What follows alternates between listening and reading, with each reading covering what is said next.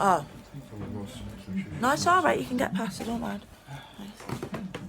Right, so, this is a poem. I've been on a roll today, haven't I? Lads and lads, I've been on a roll today. And this is basically about theories behind ancient civilizations. I was watching a documentary the other day. I believe his name, don't quote me, I believe his name is Michael Dillinger. He's basically talking about how these ancient civilizations quite possibly had technology and ways of channeling energy that far surpassed our technological advances, and they'd sussed a way to create energy using the power of sound. Because I didn't even know this. You can boil water using sound.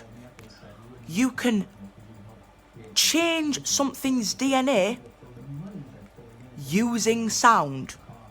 And this is where like things get a little bit controversial, because basically he was saying that as soon as you come forward with an idea or a theory about the ancient civilizations that sort of go completely against our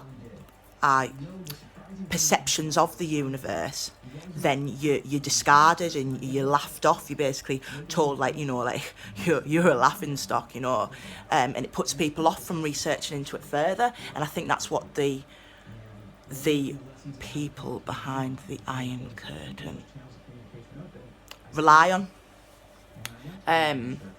So basically, he was coming out with all these things about ritualistic like what's it called?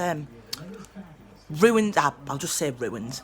Ruins that they've found, and they're completely the explanations that have been given for these sculptures are completely farcical, and yet they're getting put in books for us to read as fact.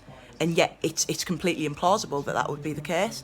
So this is basically a poem like about that, and it's talking about how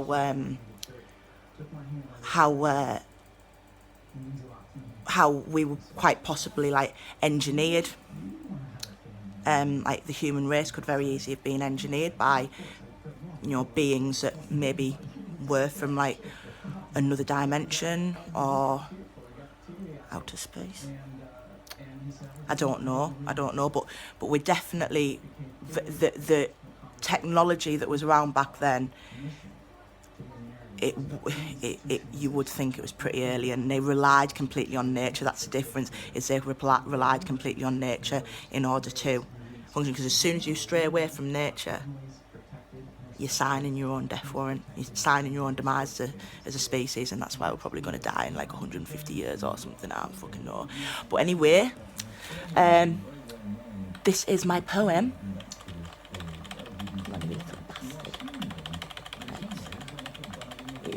Yeah. I call this one Eve. Who were they, those that played with sound? Only hints of their existence have ever been found.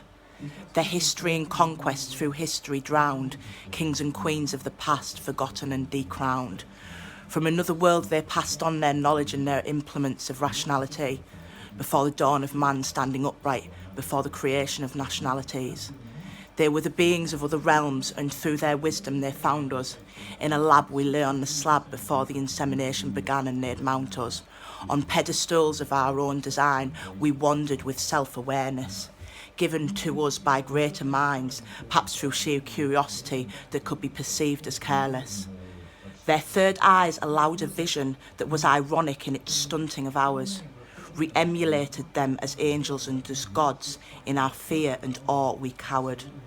Drawings in caves from long since past show a glimpse of what transpired, to then instigate movements in manipulated history. Artists and writers were thus inspired. The truth was their songs could move mountains, and their movements were whimsical free. And now we stand dulled by the media, and their signs and constructs will ever be embedded in our TVs. They who are long since forgotten seem to have abandoned us long ago. Their fruits and gifts unspoken of seeds of doubt and pessimism sown. We are orchestrated now like puppets, and perhaps that was all we were to them. But to know the truth of one's origin is in like embracing arms with a parent again. Ruins found and discarded unlock mysteries, unawareness we seek. And to pursue unanswered questions, any further professors and wise men are ridiculed and made meek. We are all undermined by pressures of society designed to stunt us in the answers we seek. And as the world spirals in chaos and more hatred fuels the machine, the tables of darkness are turning to spectrums distorted and ever bleak. We strayed away from the ways of nature and have sealed in blood and excrement our own downfall. To think better than what was granted, we ignored the sacred call. The ancient echo warned us as it stirred from its peaceful sleep. It foretold of hell and loss, and in our slumber we fell too deep. Idle in our awakening it takes for one to hear the call, and on its burdened shoulders it becomes erratic so no one can listen to it at all. An irony that what does not listen is then shunned and hence ignored. In a subconscious nightmare it travels through levels and each new experience is stored. And memory is never truly erased like the ancients of our past. Messages are vague yet evident, they're just muddled in the vast. Of space and time it creeps, if time was truly real. But that in fact is also a figment, a piece of the enigma seal. They took off and left us to our own devices. Instead, we chose to become sheep, revelling in ego and vices. But I am here and I am aware and I see something that makes me care. So no one who sees and believes be the one that relieves and fight those that spin webs of deceit. Can I take the pivotal seat and from the fruit of knowledge like Eve did eat? Can a cycle that is cursed to repeat and be freed? And I take the lead and help the lost in ever need and plant the seed. So those who will dare to listen take heed.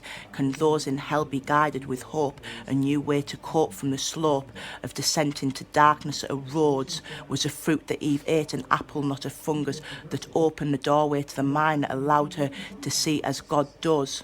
A new God as she rose from more than Adam's side to become more than just a beckoned dog, as Lilith did so long ago, a woman's curse, to know, to know, to know.